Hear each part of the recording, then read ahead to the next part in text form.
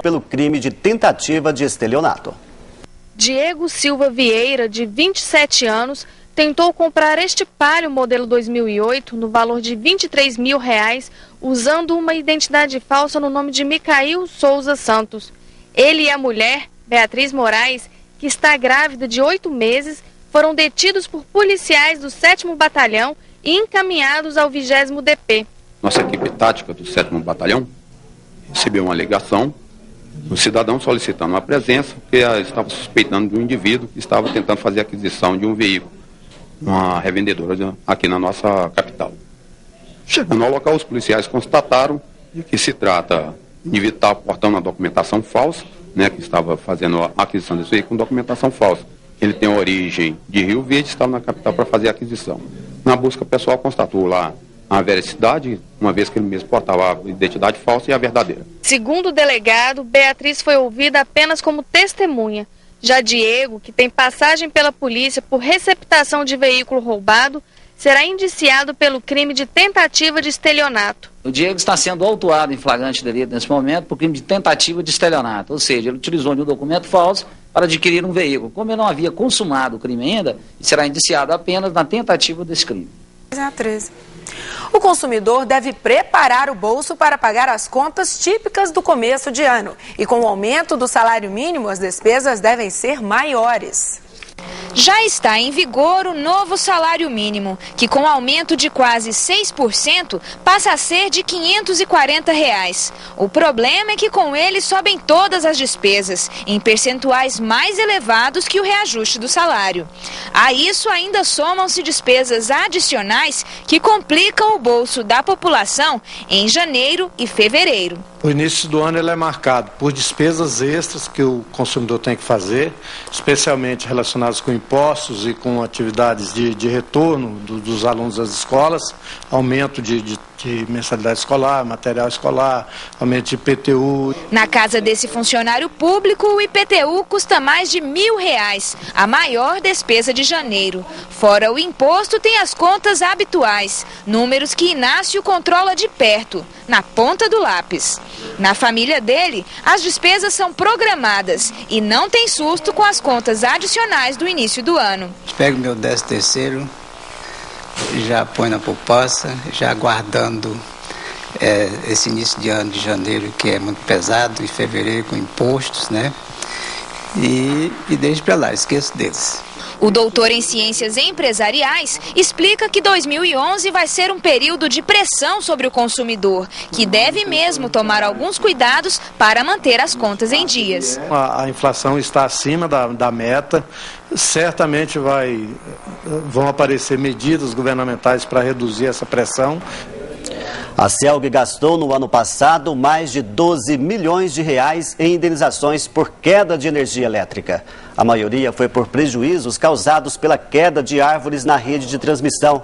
Para tentar solucionar o problema, a empresa pretende firmar parcerias com as prefeituras.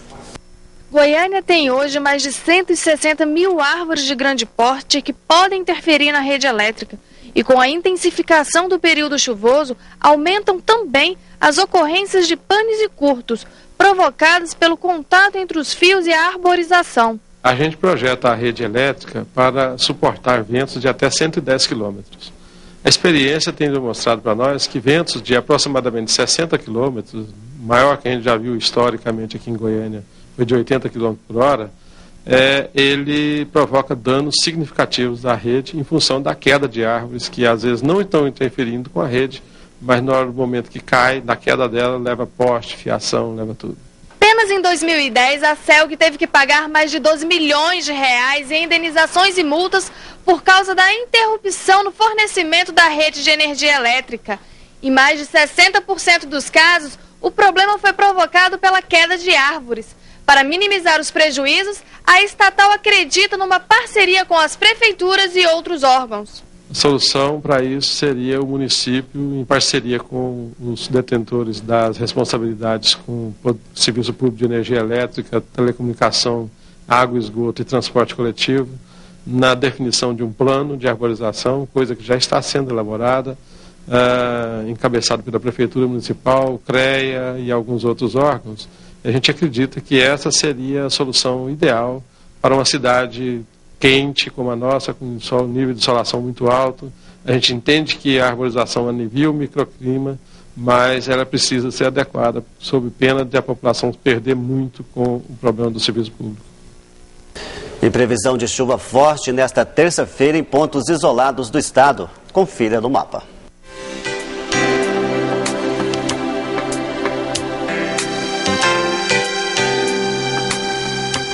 A previsão para amanhã é de tempo nublado com chuva em todo o estado de Goiás.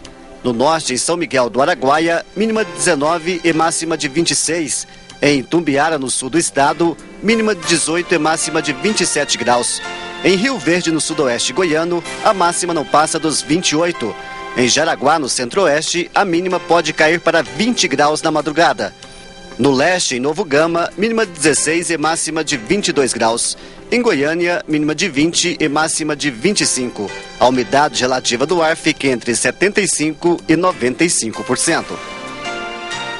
O excesso de chuvas pode atrapalhar a safra de grãos. Segundo a Federação da Agricultura de Goiás, a previsão é de aumento no preço de alguns alimentos. Antes era a seca. Agora o excesso de chuva preocupa os produtores do estado de Goiás.